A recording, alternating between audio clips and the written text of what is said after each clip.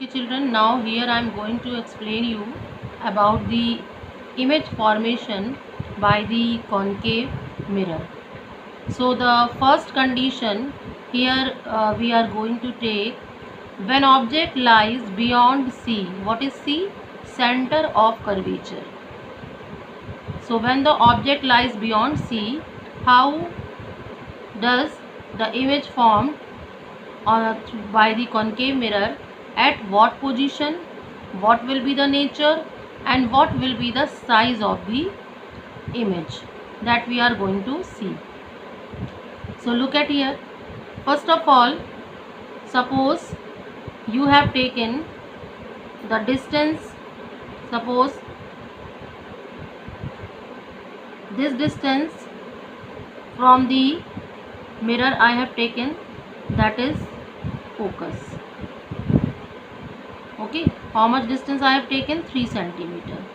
So here also the 3 centimeter distance you have to take for the center of curvature from the focus, because this distance and this distance should be same. So you have marked the position of the focus and position of the center of curvature. Okay, now what you are going to take when the object lies beyond C. So take the position of the object beyond C. This is the object I have taken which lies beyond C. Okay, now we are going to take the rays coming from this object.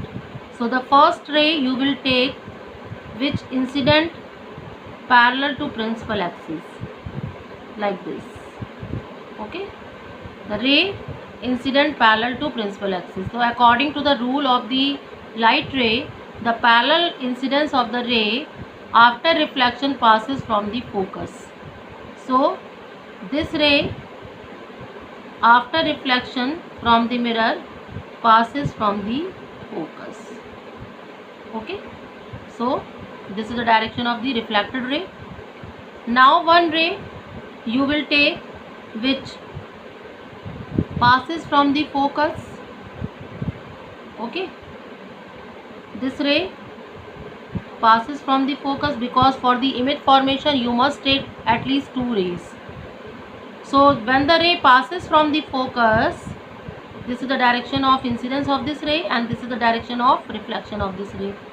The importance of this mark is you have to take, because if you are not marking the arrow, then it will not show the ray incident from which direction and in which direction it gets reflected. So here also you will mark this is the direction of incident ray. After reflection from the mirror, now this ray become parallel to principal axis. Okay, see, this will become parallel to principal axis. So this is the direction of the reflected ray.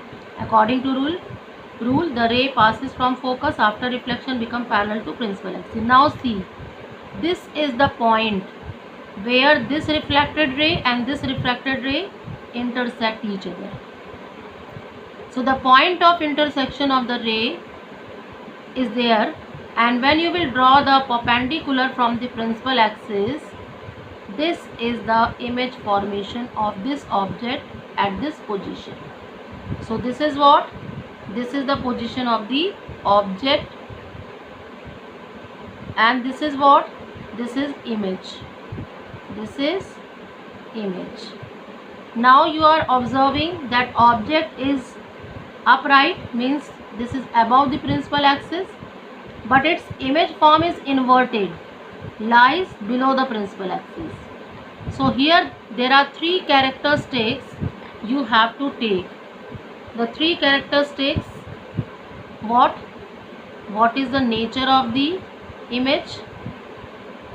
So you are observing, since the rays are actually meeting at this point, so this is the formation of the real image, and real image is always inverted.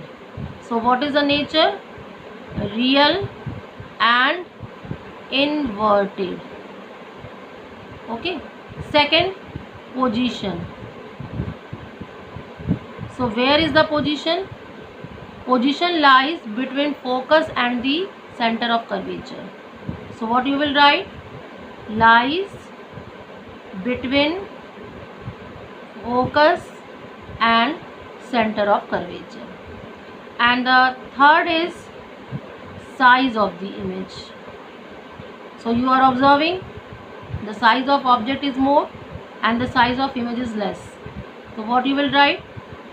Is smaller than object. So these are the three characteristics of these image which you have to write in all position of the object for the image formation. So this is the method of forming the image. At any position when object lies, you have to take the two rays. One is parallel to principal axis and another is passing from the focus.